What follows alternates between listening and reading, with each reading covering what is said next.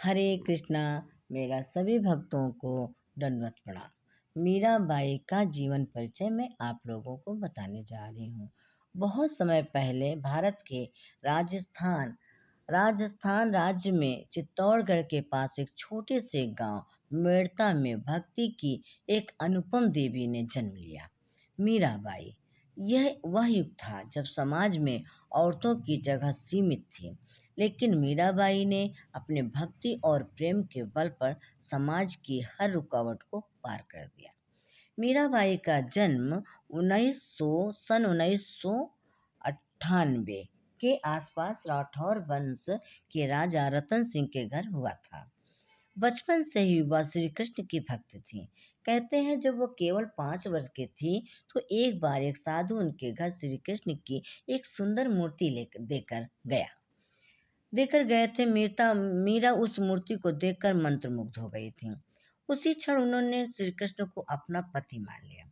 जब किसी ने उनसे पूछा तुम किससे विवाह करोगी, तो उन्होंने मुस्कुरा कर कहा मैं तो कृष्ण से विवाह कर चुकी हूँ।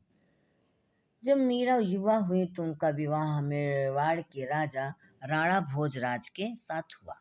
वो एक शक्तिशाली योद्धा और वीर राजकुमार थे, लेकिन मीरा का मन सांसारिक जीवन में नहीं था। वह दिन रात श्री कृष्ण की भक्ति में लीन रहती थी। महल में तुलसी की क्यारी में बैठकर कीर्तन करना, मंदिर जाना, कृष्ण के भजन गाना, यही उनका जीवन था। राणा भोजराज को मीरा की यह भक्ति और बैराग अच्छा नहीं लगता था।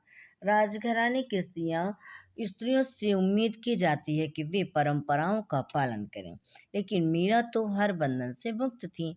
वे साधु संतों के संग बैठकर कृष्ण भक्ति करती थी। समाज और महल के लोग उन्हें ताने मारते, लेकिन वह मुस्कुराकर कहती, संतन संग बैठ बैठ लोक लाज खोई, मीरा कहे प्रभु लो गोकुल नाथ, मोहे सुख न धन न रनिमाई चाही।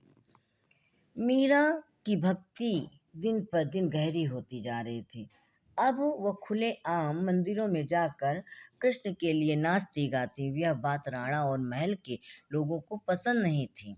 उन्होंने मीरा को रास्ते से हटाने की योजना बनाई। एक दिन मीरा को विष का प्याला भेजा गया, लेकिन कहते हैं कि जैसे ही उन्होंने यह विष पिया वो अमृत बन गया। दूसरी बार उन्हें फूलों की टोकरी में एक सांप भेजा गया, पर जब मीरा ने टोकरी खोली तो उसमें श्री कृष्ण की मूर्त मिली। इन चमत्कारों ने सबको चौंका दिया। मीरा जान गई थी कि वह स्वयं श्री कृष्ण उनकी रक्षा कर रहे हैं। राजमहल की साजिशों और अपमानों